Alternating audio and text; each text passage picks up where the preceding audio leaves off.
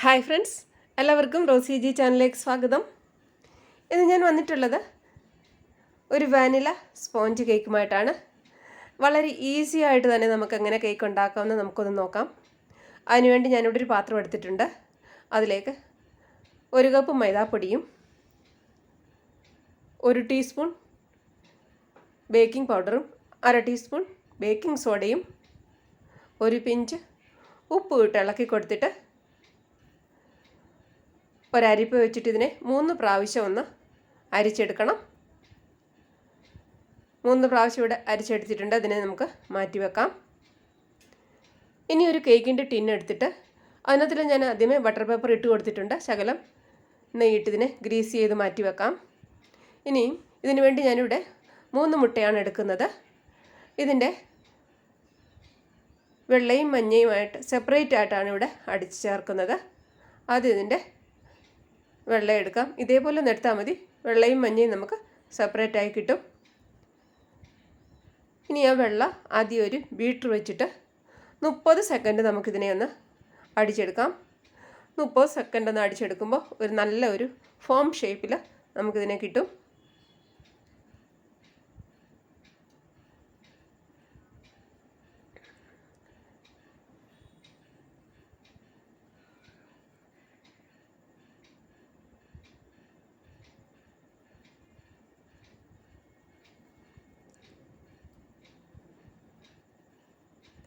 മുപ്പത് സെക്കൻഡ് കഴിഞ്ഞിട്ടുണ്ട്. ഒരു സ്പാച്ചിൽ വെച്ച് ഇതിനെ ഒന്ന് നടുക്കാക്കി കൊടുക്കാം. ഇനി ഇതിലേക്ക് ചേർക്കുന്നത് 1 ടീസ്പൂൺ വാനില എസൻസ് ആണ്. ഇതിനെ ഒന്ന് യോജിപ്പിച്ച് കൊടുക്കാം സ്പാച്ചുലയുടെ വെച്ചിട്ട്.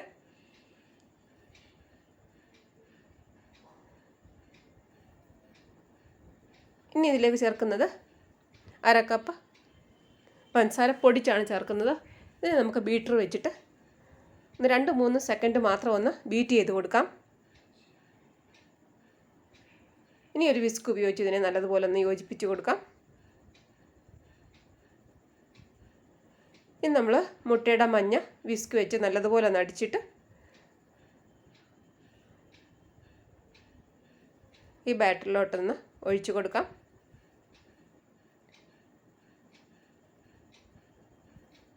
അതും വിസ്ക് വെച്ചിട്ട് നല്ലതുപോലെ ഒന്ന് യോജിപ്പിച്ച് കൊടുക്കാം.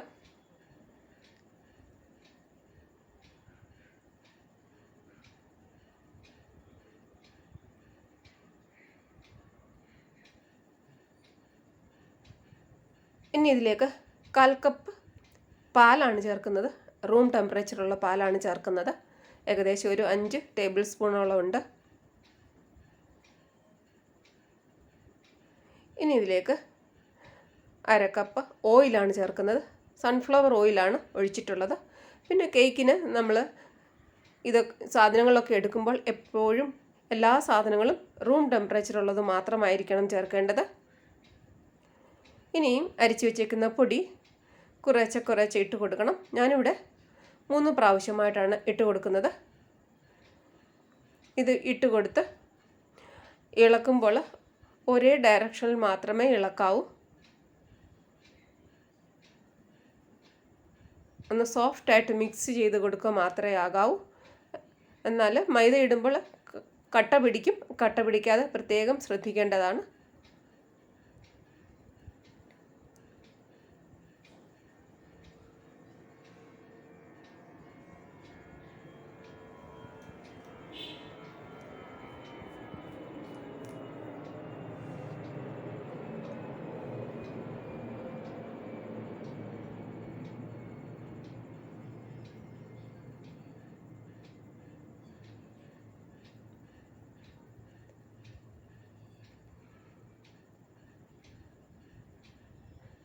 ഇപ്പോൾ നമ്മുടെ മിക്സിംഗ് എല്ലാം കഴിഞ്ഞിട്ടുണ്ട്.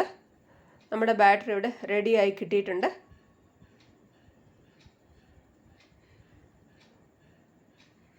ഇനി നമുക്ക് തയ്യാറാക്കി വെച്ചേക്കുന്ന കേക്കിൻ്റെ ടിന്നിലോട്ട് ഇതിനെ ഒഴിച്ചു കൊടുക്കാം.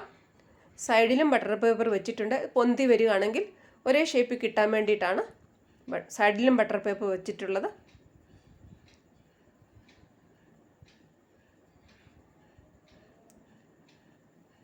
ഇവിടെ ഞാനൊരു പാനിലാണ് ഇത് ഉണ്ടാക്കുന്നത്. പാന് 10 മിനിറ്റ് മുമ്പേ പ്രീ ഹീറ്റ് ചെയ്ത് വെച്ചിട്ടുണ്ട്. അതിലേക്ക് ഇത് ഇറക്കി വെച്ച് കൊടുക്കാം. ഇതിനെ ഞാൻ 30 മിനിറ്റാണ് ഗ്യാസിൽ വെക്കുന്നത്. ഗ്യാസ് സ്ലോയിലായിരിക്കണം. ഇപ്പം 30 മിനിറ്റ് ഇവിടെ കഴിഞ്ഞിട്ടുണ്ട്. അപ്പോൾ നമ്മുടെ കേക്ക് ഇവിടെ പെർഫെക്റ്റ് ആയിട്ട് കിട്ടിയിട്ടുണ്ട്. നല്ല ഷേപ്പിലും നല്ല കളറിലും ഒക്കെയാണ് നമുക്ക് കിട്ടിയേക്കുന്നത്. നല്ല സ്പോഞ്ചി ആയിട്ടാണ് കിട്ടിയേക്കുന്നത്. ഇനി നമുക്കിത് മറിച്ചിട്ടിട്ട് അടിയിലുള്ള ബട്ടർ പേപ്പറൊക്കെ ഒന്ന് മാറ്റി കൊടുക്കാം.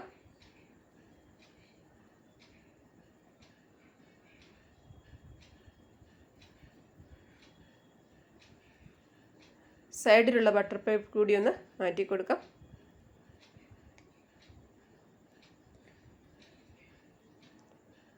നല്ല സ്പോഞ്ചി കേക്കാണ് കിട്ടിയേക്കുന്നത്. നിങ്ങളെൻ്റെ വീഡിയോ ആദ്യമായിട്ടാണ് കാണുന്നതെങ്കിൽ ഒന്ന് സബ്സ്ക്രൈബ് ചെയ്യാൻ മറക്കല്ലേ. അതുപോലെ തന്നെ ഷെയറും ലൈക്കും ചെയ്യാനും മറക്കരുത്.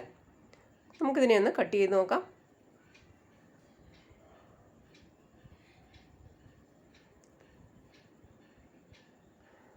അപ്പോൾ നമ്മളുടെ അടിപൊളി വാനില സ്പോഞ്ച് കേക്ക് ഇവിടെ റെഡി ആയിട്ടുണ്ട്. എല്ലാവരും ഇതുപോലെ ഒന്ന് ട്രൈ ചെയ്ത് നോക്കണം കേട്ടോ. നല്ല പഞ്ഞി പോലുള്ള കേക്കാണ് നമുക്ക് കിട്ടിയേക്കുന്നത്.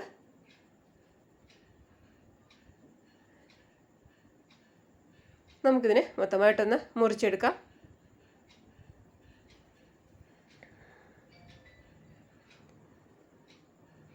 നമുക്കിതിനെ ശകലം ഒന്ന് പൊട്ടിച്ച് കഴിച്ച് നോക്കാം.